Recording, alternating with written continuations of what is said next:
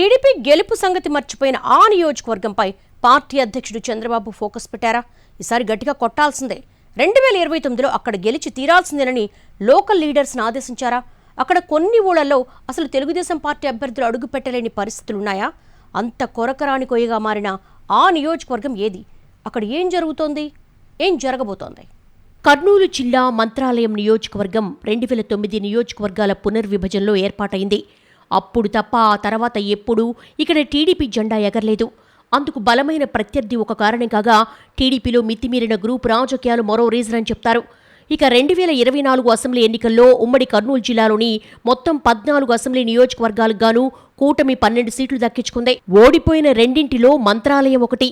దీంతో టీడీపీ అధిష్టానం ఈ నియోజకవర్గం మీద గట్టిగా దృష్టి పెడుతోందట.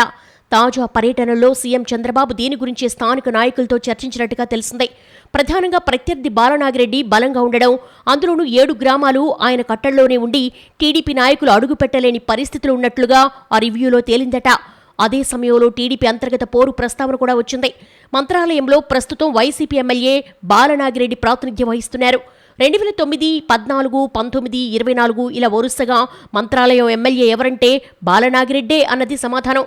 తొలిసారి 2009లో టీడీపీ తరపున గెలిచిన బాలనాగిరెడ్డి ఆ తర్వాత వైసీపీ నుంచి గెలుస్తూ వస్తున్నారు. వైసీపీ ఆవిర్భావం తర్వాత ఎమ్మెల్యే హోదాతోనే ఆ పార్టీలో చేరారాయన. దీంతో అప్పట్లో అనర్హత వేటుపడింది. ఇక నియోజకవర్గంలో కొన్ని గ్రామాల్లో ఆయనకు పూర్తిగా పట్టుందని చెబుతారు. అది ఎలా అంటే, ప్రత్యర్థులు ఆయా గ్రామాల్లో కనీసం ప్రచారం చేయడానికి కూడా వీల్లేదట. కగ్గల్లు, నారాయణపురం, రాంపురం, బసాపురం, కాచపారం, తుంగభద్ర, దిబ్బలదొడ్డి గ్రామాల్లో బాలనాగిరెడ్డిదే ఆధిపత్యమని చెప్తారు. 2019 ఎన్నికల్లో టీడీపీ ఎమ్మెల్యే అభ్యర్థిగా పోటీ చేసిన తిక్కారెడ్డి ఆయా గ్రామాల్లో ప్రచారానికి ప్లాన్ చేసి కగ్గలులో అడుగుపెట్టగానే ప్రత్యర్థులు దాడి చేయడం, గన్మెన్ కాల్పులు జరపడం, తిక్కారెడ్డి కాల్లోకి బుల్లెట్ దూసుకుపోవడం అప్పట్లో సంచలనం సృష్టించింది. దీంతో 2024 ఎన్నికల్లో టీడీపీ ఎమ్మెల్యే అభ్యర్థిగా పోటీ చేసిన రాఘవేందర్ రెడ్డి ఆ గ్రామాల్లో ప్రచారం చేసే సాహసం కూడా చేయలేదట. ఈ క్రమంలో చంద్రబాబు తాజా పర్యటనలో ఆ ఊళ్లలో టీడీపీ జెండా ఎగరేయాలని ఆదేశించినట్టుగా తెలిసింది. ఆ 7 ఊళ్లలో ఏకపక్ష ఎన్నిక కారణంగానే వైసీపీ వరుసపెట్టి గెలుస్తోందని, ఇప్పుడు అక్కడ పసుపు జెండా ఎగరేయాల్సిందేనని టీడీపీ అధ్యక్షుడు గట్టిగా ఆదేశించినట్టుగా సమాచారం. అక్కడ వైసీపీ అరాచకాలకు అడ్డుకట్ట వేస్తామని కూడా చెప్పారట చంద్రబాబు.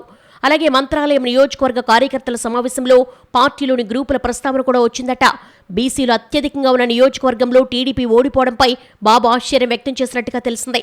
పార్టీలో గ్రూపులు ఉండడానికి వీల్లేదని, ఉండాల్సింది ఒకటే, అది కూడా పార్టీ గ్రూపే అయి ఉండాలని చెప్పారట. జిల్లా పార్టీ మాజీ అధ్యక్షుడు తిక్కారెడ్డి, నియోజకవర్గ ఇన్ఛార్జి రాఘవేందర్ రెడ్డి సమక్షంలోనే అందరూ కలిసి పనిచేయాలని గట్టిగా చెప్పినట్టుగా తెలిసింది. 2029 ఎన్నికల్లో మంత్రాలయంలో టీడీపీ జెండా ఎగరాలని, అందరూ కలిసికట్టుగా పనిచేయాల్సిందేనని క్రిస్టల్ క్లియర్గా చెప్పేశారు సీఎం. అధిష్టానం అంత పట్టుదలగా ఉండడంతో ఇక్కడ వైసీపీని దెబ్బ కొట్టాలన్న లక్ష్యం నెరవేరుతుందా? టీడీపీలో గ్రూపు రాజకీయాలకు స్వస్తి చెబుతారా అన్నది ఆసక్తికరంగా మారింది.